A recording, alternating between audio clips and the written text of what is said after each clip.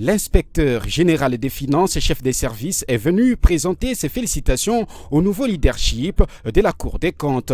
Jules Alingeti a affirmé apporter son accompagnement à cette Cour pour que les auteurs des actes de mégestion soient sanctionnés comme le prévoit la loi. L'inspection générale des finances est venue échanger avec les autorités de la Cour des comptes autour de la nécessité légale de transmettre les rapports de l'inspection générale des finances à la Cour des comptes pour que les auteurs des actes de faute de gestion soient poursuivis par cette Cour. Prenant la parole, le premier président de la Cour des comptes, Jimmy Mungangan Ngwaka, a exhorté son hôte de continuer à travailler pour éradiquer la corruption ainsi que le détournement des deniers publics en RDC. Parce que vous savez, je disais à l'inspecteur tout à l'heure dans mon bureau, vous irez dans tous les pays au monde, vous ne trouverez pas des statistiques éloquentes sur la corruption, tout ça.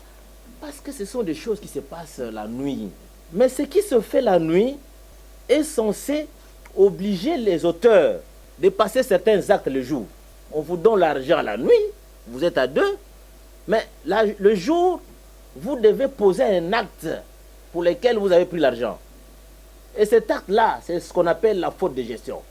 Et nous les captons, le jour.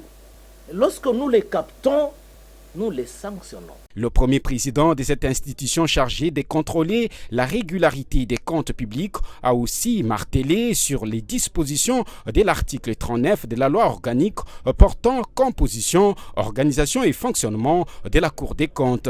Le gouvernement du pouvoir central et même donc, les ordonnateurs en général, ils doivent transmettre trimestriellement à la Cour des comptes les données relatives à l'exécution du budget en recettes comme en dépenses. Jimmy Mungangan Ngwaka a profité de cette occasion pour remettre en main propre à l'inspecteur général des finances, chef des services Jules Alingeti, une copie de la loi organique portant composition, organisation, fonctionnement de la Cour des comptes.